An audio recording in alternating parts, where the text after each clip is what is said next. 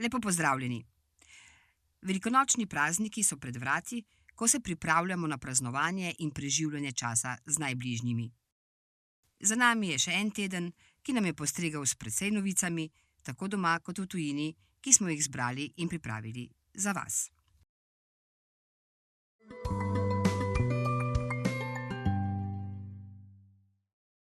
V okviru predloga nove pokojninske reforme so predvidene pomembne spremembe za invalide. Najnižja invalidska pokojnina naj bi se postopno zvišala z zdajšnjih 41 na 50% najnižje pokojninske osnove, kar pomeni 22% povečanje. Spremembe bodo uveljavljene do leta 2029. Lažji in hitrejši bodo tudi postopki za poklicno rehabilitacijo. Predlog zakona je v javni razpravi do 21. aprila. Ministrstvo za finance je v javno obravnavo poslalo osnutek zakona o davku na dobiček od osvojitve kriptosredstev.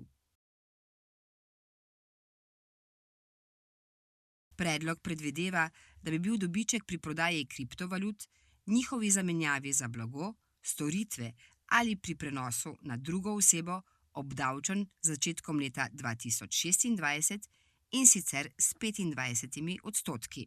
Davčna obveznost ne bo nastala pri menjavi enega kriptosredstva za drugo ali pri prenosu med denarnicami istega imetnika. Finančni minister Klemen Boštjančič je ob tem komentiral tudi morebitno uvedbo davka na nepremičnine, a jasnega odgovora o nadaljevanju projekta še ni podal.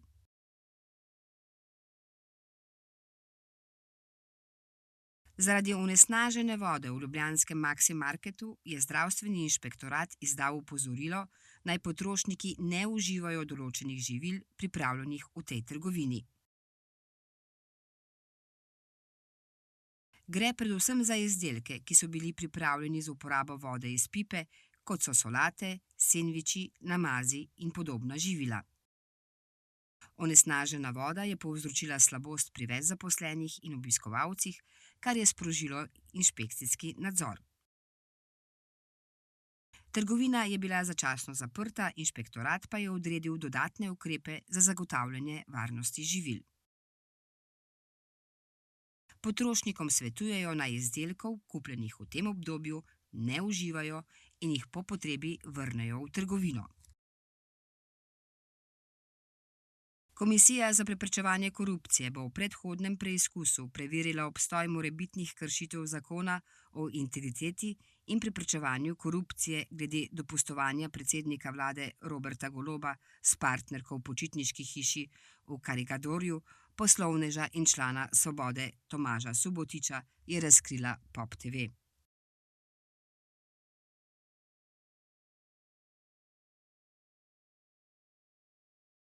Golobova vlada je Subotića imenovala v sveta javnih zdravstvenih zavodov Splošne bolnišnice Celje in Psihiatrične klinike Ljubljana. Golob je zatrdil, da zadevi nista povezani, Subotić pa sporočil, da odstopa iz sveta celjske bolnišnice, kar je vlada potrdila v četrtek. V političnih vrstah so bili zadržani s komentarji glede Golobovega dopustovanja, v koaliciji želijo počakati na odločitev KPK.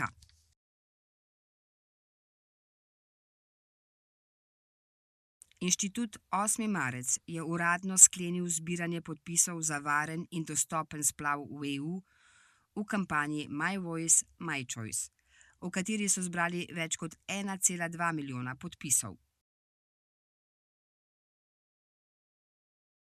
V kampanji je sodelovalo več kot 300 organizacij, več kot 2 milijona prostovoljcev na ulicah in na stotine vplivnežev. Jeseni bodo podpise predali Evropski komisiji in Evropskemu parlamentu za zagon zakonodajnih postopkov. Denis Kordež, državni sekretar na Ministrstvu za zdravje, je povedal, da v Sloveniji nujno potrebujemo zakon o psihoterapiji. Trenutno ni jasnih pravil, kdo lahko izvaja psihoterapijo in kako, zato je dostop do teh storitev slabši, njihova kakovost pa ni zagotovljena. Zakon predlaga, da bi psihoterapija postala del zdravstva. To pomeni, da bi jo lahko plačevali iz zdravstvenega zavarovanja in bi bila dostopna več ljudem. Čeprav so nekateri strokovnjaki proti delitvi poklica na kliničnega psihoterapevta in psihoterapevta, Kordež pravi, da je zakon pomemben za varnost ljudi, ki te storitve uporabljajo, in tistih, ki jih izvajajo.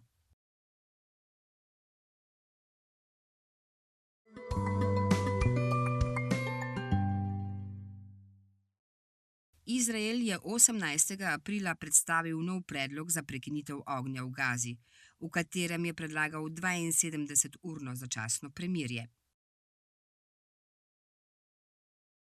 To bi mednarodnim organizacijam omogočilo dostop do humanitarne pomoči, možnost evakuacije ranjenih oseb ter zbiranje podatkov o številu poškodovanih.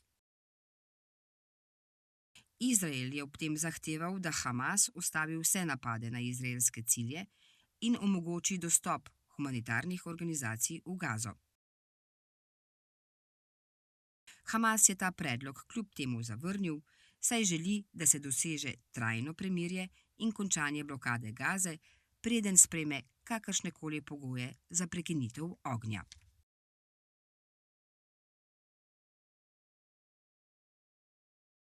Ameriški predsednik Donald Trump je prepričan, da bo ZDA uspelo doseči dogovor z Evropsko unijo glede carin. Po srečanju z italijansko premierko Giorgio Meloni je izjavil, da je 100% prepričan v uspeh pogajanj.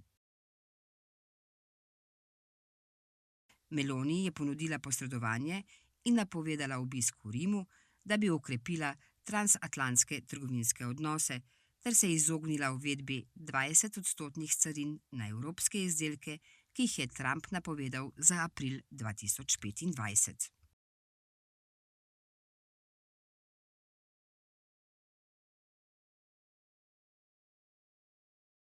Ameriški napadi na jemensko pristanišče Ras Isa, ki so se zgodili v četrtek, so zahtevali najmanj 38 življenj. Več kot 100 ljudi je bilo ranjenih.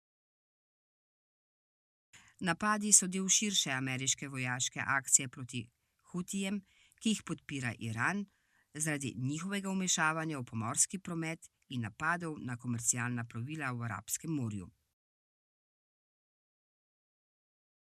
Po napadu je pristanišče zajel požar, ki je povzročil dodatne žrtve. Hutiji so napad označili kot kršitev jemenske suverenosti. Napetosti se stopnjujejo tudi zaradi obtožb, da Hutijem pomaga Kitajska.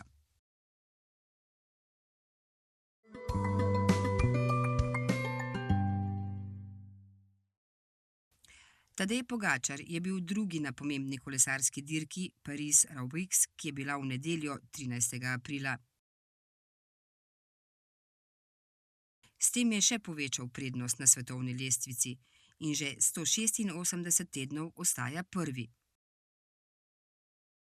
V naslednjih 2 tednih bo nastopil na 3 težkih dirkah, kjer bo skušal potrditi svojo vodilno vlogo. Primož Roglič ostaja 4. na lestvici. Med ekipami vodi Pogačarjeva ekipa UAE Team Emirates XRG, Slovenija pa je v seštevku držav druga, takoj za Belgijo. Za slovenskimi športnimi plezalkami so uspešne kvalifikacije uvodne tekme svetovnega pokala v balvanskem plezanju v Keju na Kitajskem. V sobotni polfinale so se uvrstile Jennifer Buckley, Katja Debevec in Sara Čopar. Kvalifikacije še čakajo edinega slovenskega predstavnika med moškimi, Anžeta Peharca. Najboljša slovenska plezalka Janja Garnbret se bo karavani pridružila kasneje konec junija v Innsbrucku. Slovenska moška odbojkarska reprezentanca piše eno največjih športnih zgodb našega časa. Zdaj prihaja dokumentarna serija v 6 delih Bratje z igrišča, ki razkriva njihovo zakulisje, njihove boje, njihovo resnico in bo na Neo od 12. maja.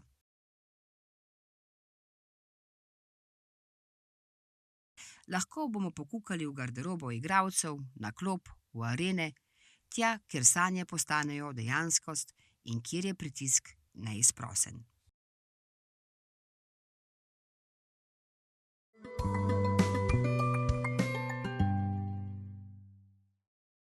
V Benetkah se s petkom znova začne sezona plačevanja pristojbine za obisk mesta.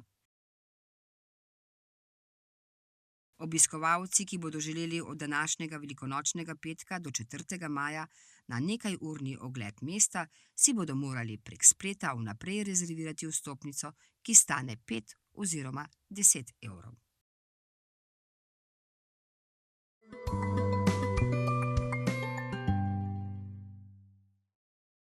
Jutri bo na zahodu spremenljivo do pretežno oblačno. V hribovitem svetu bo nastala kakšna manjša ploha. Drugod bo večinoma sončno, še bo pihal jugozahodni veter. Najnižje jutranje temperature bodo od 3 do 8, na Primorskem okoli 10 stopinj Celzija. Najvišje dnevne od 16 do 21 stopinj Celzija. V nedeljo kaže na sončno in suho vreme, več oblakov bo na zahodu. Jutranje temperature bodo okoli 8, čez dan pa 20 stopinj.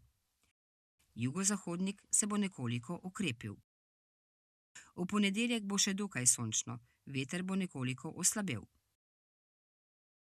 Tu in tam bo popoldne lahko nastala kakšna kratkotrajna ploha. Čez dan bo še nekoliko topleje.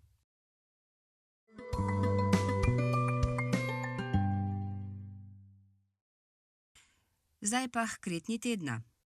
To je potica. Kreta se takole. Potica je tradicionalna slovenska jed, ki je na velikonočni mizi nepogrešljiva.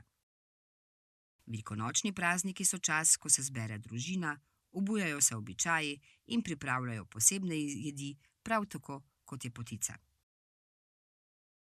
To je bilo za danes vse. Želim vam lepe praznike in se vidimo ponovno prihodnji teden. Nasvidenje.